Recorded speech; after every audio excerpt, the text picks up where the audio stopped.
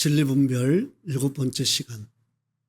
예수님은 완전한 하나님이시며 완전한 사람이시다라는 제목 가지고 같이 말씀을 나누겠습니다. 이 진리분별 시리즈는 제가 비록 조리 있게 전하지는 못하고 있지만 정말 중요한 말씀을 전하고 있습니다. 그러므로 꼭 가슴에 새기고 머리에 새겨서 진리 안에서 신앙생활하는 우리 모두가 되기를 간절히 바라겠습니다. 하나님이 사람이 되시면서 하나님을 이해하는 것이 매우 복잡하게 되었습니다.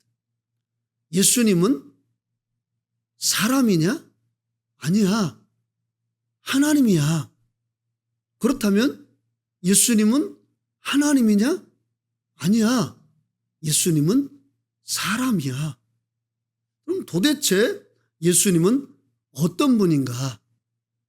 성경은 이렇게 말씀합니다. 경건의 비밀이다. 성경은 예수님의 성육신 사건을 경건의 비밀이다. 즉 하나님이 육신을 입으신 사건이다. 이렇게 말씀합니다. 그래서 디모데전서 3장 16절 보면 그도다 경건의 비밀이여 그렇지 않다느니 없도다. 그는 육신으로 나타난 바 되시고 영으로 의롭다 하심을 받으시고 천사들에게 보이시고 만국에서 전파되시고 세상에서 믿음 바 되시고 영광 가운데서 올려지셨느니라 이렇게 말씀하고 있습니다. 큰 경건의 비밀이 있는데 그렇지 않다는 이가 없다. 정말 예수님을 바로 믿는 분이라면 이 큰 경건의 비밀 앞에서 그렇지 않다는 사람이 없다라는 것입니다. 그런데 그게 어떤 것이냐? 그는 육신으로 나타난 바 되셨다. 킹 제임스 성경을 보면 이 말씀을 하나님께서 육체 안에 나타나셨다 이렇게 말씀하고 있습니다. 그러니까 큰 경건의 비밀은 무엇이냐? 하나님이 성육신하신 겁니다. 하나님이 육체를 입고 이 땅에 오신 것입니다. 이게 얼마나 중요한지 초대교회는 모일 때마다 신앙 고백으로 이 디모데전서 3장 16절을 암송하고 읽었다고 합니다. 그리고 어떤 분은 주장하시기를 당시 초대교회 찬송가 가사였다라고 말하는 분도 계십니다. 그만큼 하나님이 육신을 입으시는 사건은 대단히 중요한 의미가 있는 것입니다. 예수님은 신성과 인성을 동시에 지니신 신인이 되셨습니다. 본문 요한복음 10장 30절 보면 나와 아버지는 하나이니라 라고 말씀하셨습니다. 이 말씀을 예수님에 관한 진리를 이해하는 데 있어서 핵심 말씀 중에 하나입니다. 아버지와 아들은 예수 안에서 하나라는 것입니다. 예수님을 아들로만 본다면 그것은 성경을 온전히 이해하지 못한 것이고 성경을 잘못 해석하고 있는 것입니다. 예수님 안에서 아버지와 아들은 하나입니다. 예수님은 아버지인 동시에 아들이라는 말씀입니다. 예수님을 완전한 하나님이시며 완전한 사람으로 믿지 않는 기독교인은 없습니다. 모든 기독교인들은 예수님은 완전한 하나님인 동시에 완전한 사람이라고 믿습니다. 그러나 그 진리를 기초로 해서 예수님이 하나님으로서는 아버지고 사람으로서는 아들이라는 이 진리는 많은 분들에게 감춰져 있습니다. 그런데 사실 예수님을 정의를 내린다면 이렇게 정의를 내리는 것이 맞습니다. 예수님은 하나님으로서는 아버지인 동시에 사람으로서는 아들이다.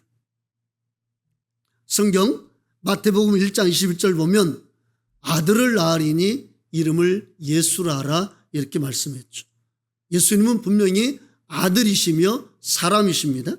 또 요한복음 5장 21절 보면 아버지께서 죽은 자들을 일으켜 살리심과 같이 아들도 자기가 원하는 자들을 살리느니라 이렇게 말씀하셨습니다. 예수님께서 직접 자신이 아들이다 이렇게 밝히셨습니다. 이와 같은 사실 앞에 유대인들은 요한복음 5장 18절 보면 예수님을 죽이려고 했습니다. 안식일을 범할 뿐만 아니라 하나님을 자신의 친아버지라 하여서 하나님과 동등됨을 삼으려고 하셨기 때문에 그들이 예수님을 죽이려고 했습니다. 그런데 요한복음 10장 30절에는 더 나아가서 이제 예수님께서 나와 아버지는 하나다 이렇게 말씀하십니다. 예수님이 아버지인 동시에 아들이라는 말씀입니다. 그러니까 유대인들이 이번에는 돌을 들어서 예수님을 죽이려고 했습니다. 왜냐하면 33절 보면 사람이 되어 자칭 하나님이라고 한다는 이유였습니다. 즉 신성 모독을 하였다는 이유였습니다. 어떻게 사람이 하나님 아버지가 될 수 있냐는 것입니다. 그런데 예수님은 분명히 요한복음 8장 24절에서 이렇게 말씀하셨죠. 그러므로 내가 너희에게 말하기를 너희가 너희 죄 가운데서 죽으리라 하였노라. 너희가 만일 내가 그인 줄 믿지 아니하면 너희 죄 가운데서 죽으리라. 예수님께서 내가 그인 줄 믿지 아니하면 너희 죄 가운데서 죽는다 이렇게 말씀하셨습니다. 그러니까 25절 보면 유대인들이 예수님 앞에서 고민스럽게 질문을 합니다. 내가 누구냐? 도대체 내가 누구냐? 왜 이렇게 고민스럽게 질문합니까? 예수님께서 말씀하셨거든요. 너희가 내가 그인 줄 믿지 아니하면 너희 죄 가운데서 죽으리라. 사망 선고를 내리셨기 때문에 예수님을 제대로 알지 못하면 죽는다는 사망 선고를 내리셨기 때문에 유대인들이 고민스럽게 질문하는 겁니다. 내가 누구냐? 그때 예수님께서 어떻게 말씀하십니까? 나는 처음부터 너희에게 말하여 온 자니라 이렇게 말씀하십니다. 처음부터의 헬라어는 아르케라는 말인데 태초라는 말입니다. 그러니까 예수님 지금 아들로 활동하고 계시지만 그 근본은 구약의 야훼 하나님, 즉 아버지 하나님이라는 것을 말씀하고 있는 거예요. 그런데 안타까운 것은 27절 보면 그들은 아버지를 가리켜 말씀하신 줄을 깨닫지 못하더라 이렇게 말씀하고 있습니다. 그러므로 요한복음 8장 24절에 예수님께서 내가 그라고 말씀하신 것은 결국 예수님이 하나님 아버지라는 것을 분명히 밝히신 겁니다. 예수님은 신성으로는 아버지십니다. 여러 번 자신이 아버지이심을 밝히셨습니다. 요한복음 14장 7절에서 예수님이 이렇게 말씀하셨죠. 너희가 나를 알았더라면 내 아버지도 알았으리로다. 이제부터는 너희가 그를 알았고 또 보았느니라. 요한복음 14장은 예수님께서 십자가를 지시기 전 며칠 전에 있었던 사건을 말씀하고 있습니다. 최후의 만찬을 하시고 제자들에게 세종례를 하신 다음에 그 이후에 그 긴박한 순간에 예수님은 가장 위대한 계시를 인간에게 그리고 제자들에게 말씀하신 겁니다. 나를 알았더라면 내 아버지도 알았으리로다. 그러나 아직도 제자들은 충분히 그 사실을 이해하지 못했습니다. 이해가 되지 않았어요. 부활하신 이후에야 예수님이 바로 그 하나님이시고 우리의 아버지시고 우리의 그 주가 되신다는 것을 그때야 그들은 깨달았죠. 그러나 이때까지는 아직 예수님의 아버지 되심을 이해하지 못하였습니다. 그래서 8절 보면 빌립이 이렇게 질문하죠. 빌립이 이르되 주여 아버지를 우리에게 보여 주옵소서. 그리하면 족하겠나이다. 예수님은 계속 자신이 아버지라고 밝히고 있고 아버지가 내 안에 계신다 이렇게 말씀하고 제자들에게 이해를 시키려고 했지만 제자들은 이해가 되지 않았습니다. 그래서 아버지를 우리에게 보여달라고 요구했습니다. 그때에 9절 보면 예수께서 이르시되 빌립아 내가 이렇게 오래 너희와 함께 있으되 내가 나를 알지 못하느냐? 나를 본 자는 아버지를 보았거늘 어찌하여 아버지를 보이라 하느냐. 우리가요 이 말씀을 평면적으로만 읽으면 안 됩니다. 사실 이 말씀은 우리가 입체적으로 읽어야 됩니다. 무슨 말이냐면 주님께서 주신 이 9절의 말씀은 대단히 심각하게 빌립에게 하신 말씀이라는 말입니다. 정말 심각하고 고민스럽게 염려하면서 빌립에게 주신 말씀입니다. 빌립아, 내가 너와 오래 있었는데 아직도 나를 알지 못하느냐? 나를 본 자는 아버지를 보았거늘 어찌하여 아버지를 보이라 하느냐? 이렇게 정말 답답한 마음에 빌립에게 말씀하고 있는 거예요. 여러분, 예수님은 여호와의 성육신이십니다. 여호와께서 예수로 오신 것입니다. 예수님의 육체 안에 여호와 하나님이 계신 거예요. 예수님 안에 아버지가 계신 것입니다. 그러므로 예수님은 신성으로는 아버지인 거예요. 11절 보면 내가 아버지인 것을 정 못 믿겠거든 내가 행하는 그 일로 말미암아 나를 믿으라. 내가 정 아버지라는 것을 믿지 못하겠거든 내가 행하는 그 일을 보고 믿으라는 것입니다. 그만큼 예수님의 하나님 아버지 되심이 중요하다는 거예요. 그러니까 이렇게까지 계속 강조하고 있는 것입니다. 요한복음 8장에서는 그것을 모르면 너희 죄 가운데서 죽으리라고 말씀하셨기 때문에 예수님의 하나님 아버지 되심을 하는 것은 너무나 중요하니까 예수님이 그렇게 강조하고 또 강조하고 또 강조하고 있는 것입니다. 우리가 예수님을 막연히 믿어서는 안 됩니다. 예수님이 누구신지 정확히 알고 믿는 것이 정말 중요합니다. 왜냐하면 예수님은 그때의 진짜 영광을 받으시고 그리고 우리의 찬송을 받으시고 그리고 예수님께 온전한 영광을 돌림과 동시에 예수 이름을 통한 구원도 누리게 되기 때문에 그렇습니다. 영이신 하나님이 예수님의 육체 안에서 제한이 될 수 없습니다.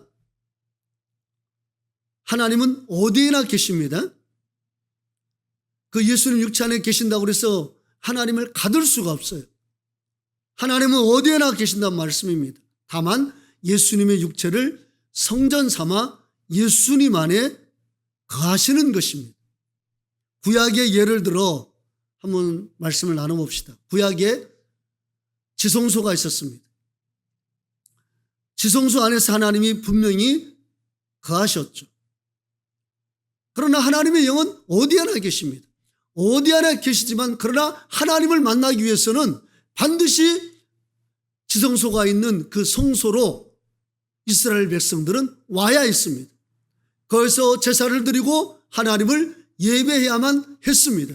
하나님은 어디에나 계시지만 그러나 하나님을 만나려면 지성소가 있는 그 성소로 와야만 했던 것을 우리는 너무나 잘 알고 있습니다. 이것은 예수님을 예표로 합니다.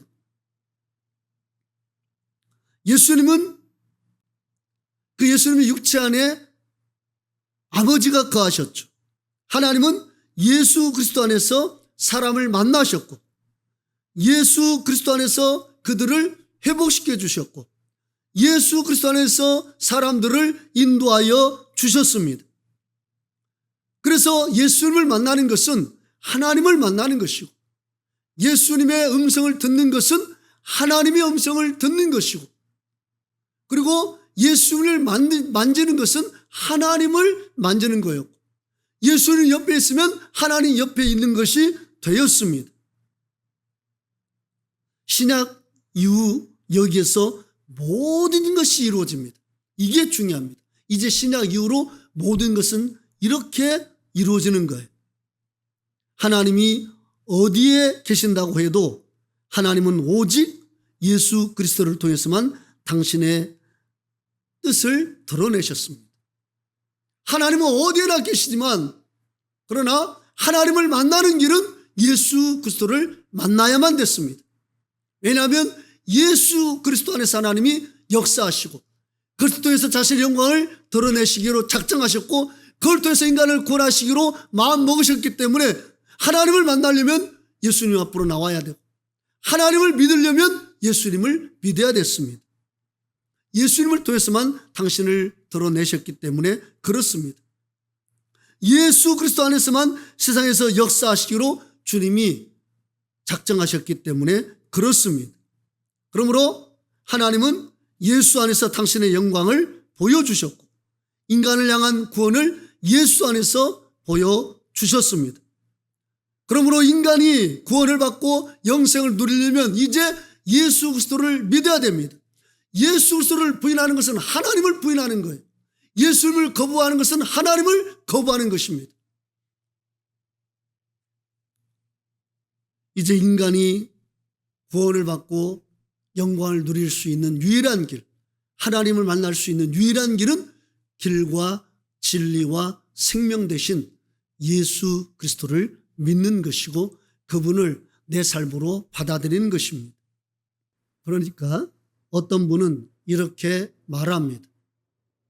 예수님이 영광의 보좌를 버리고 이 땅에 내려오셨다 이렇게 말하는 분이 있어요.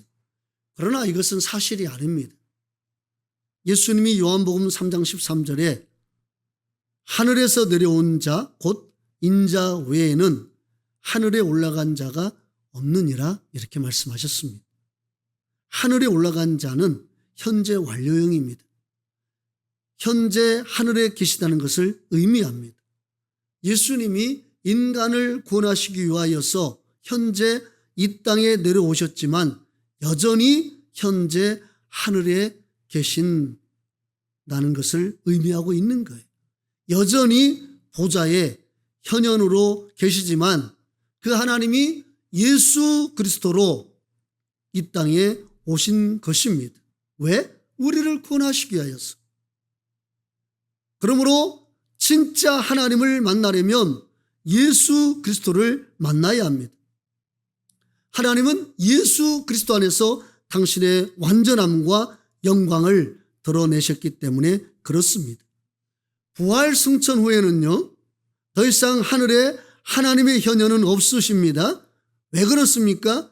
예수 그리스도께서 영원히 하나님의 형상을 입고 그 형상으로 계시기 때문에 그렇습니다. 야훼 하나님이 즉 아버지가 영원히 예수 그리스도 안에 거하시기 때문에 그렇습니다. 예수님은 신성으로는 아버지십니다. 그리고 인성으로는 아들이십니다. 본문에 나와 아버지는 하나라고 하실 때 여기서 아버지는 예수 그리스도의 신성을 의미하고 아들은 예수 그리스도의 인성을 말씀하고 있습니다. 그런데 어떤 분은 이 사실을 오해해서 예수님을 제2위 신성으로 말씀하는 분이 있습니다. 즉 하나님 아버지와 아들이 본질적으로 동등한 하나님이다 이렇게 주장하는 분이 있어요. 아버지 하나님이 따로 있고 아들 하나님이 따로 있는데 동등 모든 것들이 본질적으로 권능과 영광과 능력에 있어서 동일하니까 하나다 이렇게 해석하는 분이 있습니다. 그러나 이와 같이 예수님을 또 다른 하나님으로 해석한다면 성경이 풀릴 수가 없습니다. 혼란만 가중될 뿐이에요. 예수님에 관한 정의가 잘못된 것입니다. 명제가 잘못되면 모든 것이 어그러지는 거예요. 왜 그렇습니까? 요한복음 14장 28절에 보면 내가 갔다가 너희에게로 온다 하는 말을 너희가 들었나니 나를 사랑하였더라면 내가 아버지께로 감을 기뻐하였으리라. 아버지는 나보다 크심이라 이렇게 말씀했습니다. 여기서 내가 아버지께로 간다는 표현은 예수님이 육체의 제한을 벗어나 하늘로 승천하실 것을 말씀한 것입니다. 왜냐하면 요한복음 14장 10절에 보면 예수님이 분명히 제자들에게 아버지가 내 안에 계신다. 그리고 내가 아버지 안에 계신다고 말씀하고 있습니다. 그런데 예수님께서 내가 아버지께로 간다? 어떻게 예수님 안에 아버지가 계시고 아버지 안에 예수님이 계시는데 어떻게 아버지께 갑니까? 그 말씀을 놓고 본다면 도저히 이 요한복음 14장 28절에 내가 아버지께 간다는 말씀은 해석이 안 되는 말씀이죠. 이 말씀은 그 뜻이 아닙니다. 이 말씀의 전후 구조를 살펴보면 예수님이 이제 육체의 제한을 벗고 변화된 몸으로 승천하실 것을 말씀하고 있는 거예요. 그런데 여기에서 우리가 깊이 생각해 봐야 할 것이 아버지는 나보다 크심이라는 표현입니다. 오늘날 신학적으로 보면 아버지와 아들은 분명히 동등해야 합니다. 그런데 예수님이 말씀하시기를 아버지는 나보다 크다는 거예요. 이 말씀은 신학적으로 도저히 해결이 안 되는 말씀입니다. 동일 본질, 동일 권능, 동일 영광을 영원히 가지고 계신데 어떻게 아버지가 아들보다 클 수 있습니까? 그리고 어떻게 아버지보다 아들이 작을 수 있습니까? 신학적으로는 이 말씀이 해석이 안 돼요. 그런데요, 여기 아버지는 나보다 크다는 표현은요, 예수님이 아버지로는 신성이고 아들로는 사람이라는 것을 말씀하고 있는 거예요. 마태복음 9장 4절 보면 신성으로서 예수님은 사람들의 속 생각까지 다 아셨죠. 그래서 서기관들을 책망하셨습니다. 그러나 인성으로서는 예수님은 제한적이셨죠. 그래서 마태복음 24장 36절 보면 하늘의 천사들도 아들도 모르고 오직 아버지만 아시느니라 이렇게 말씀하셨습니다. 예수님이 이 땅에 다시 재림하실 시기를 말씀하시면서 그렇게 말씀하신 거예요. 천사도 모르고 아들도 모르고 아버지만 안다는 거예요. 이게 무슨 말입니까? 신성으로서 예수 그리스도는 아버지이시기에 모든 것을 다 아시지만 인성으로서 예수 그리스도는 사람이시기 때문에 제한적이라는 것입니다. 그래서 재림 시기를 모른다는 거예요. 만약 아버지와 아들의 신성을 둘로 나누어서 동일 본질로 본다면 어떻게 아들이 하나님인데 재림 시기를 모른다 할 수 있습니까? 모를 수가 없죠. 사람으로서는 아들이고 인간을 의미하기 때문에 모른다고 말씀하고 있는 것입니다.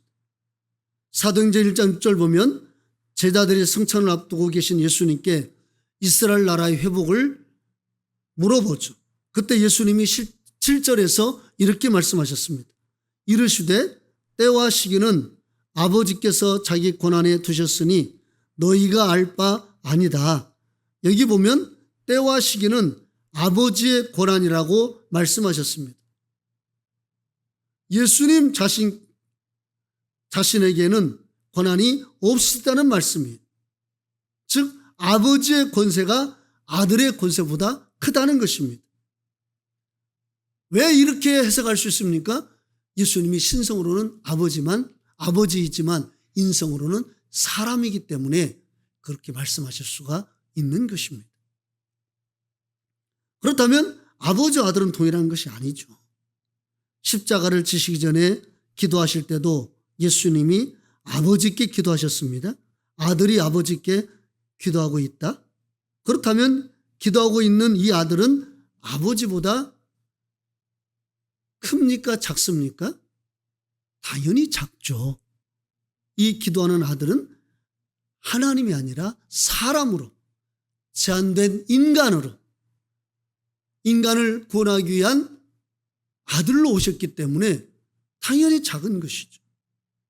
십자가에 죽으실 때도 하나님으로 죽으신 것입니까? 아니죠. 사람으로 죽은 것이죠. 인간으로 죽으신 것입니다. 그러니까 작은 것이죠. 하나님으로서는 절대 죽을 수가 없습니다. 이와 같이 명제가 바르면 모든 것이 풀립니다. 그와 동시에 하나님은 우리를 통해 영광을 받으시고 인간을 향한 구원이 얼마나 놀랍고 기쁜가를 깊이 알 수 있게 되는 것이죠. 우리가 이 땅에 사는 목적은 구원을 받고 우리 하나님을 찬양하고 높이며 또 죽어가는 영혼을 살리기 위함입니다. 그 첫째는 예수 그리스도를 바로 아는 것입니다. 예수 그리스도를 바로 알 때 온전한 구원의 진리에 이룰 수가 있고 우리가 믿는 하나님께 바른 영광을 돌릴 수가 있는 것입니다. 하나님은 신약시대 이후로 이제 예수님 안에서만 역사하십니다. 하나님은 예수 안에서만 영광을 받으세요. 하나님은 예수 안에서만 구원의 은총을 베푸십니다. 왜냐하면 하나님이 예수 안에서 아버지와 아들과 성령이 되셨기 때문에 그렇습니다. 그러니까 우리 하나님의 이름은 오직 예수 그리스도입니다. 그러므로 침례도 예수 그리스도 이름으로 받아야 되고 기도도 예수 이름으로 해야 되고 말을 해도 예수 이름으로 해야 되고 일을 해도 예수 이름으로 해야 되고 모든 영광을 돌릴 때도 예수 이름으로 돌려야 되고 병고침을 위해서 기도할 때도 예수 이름으로 해야 되고 귀신을 쫓아낼 때도 예수 이름으로 명해야 되고 그리고 우리가 어떤 일에 무엇을 선포할 때도 예수 이름으로 선포해야 됩니다. 왜? 하나님이 예수 안에서 자신을 계시하시고 드러내셨고 그 예수로만 당신의 영광을 보여주시기 때문에 그렇습니다. 오직 우리 주 예수님 앞에 영광을 돌리는 저와 여러분 되기를 주의 이름으로 축원합니다.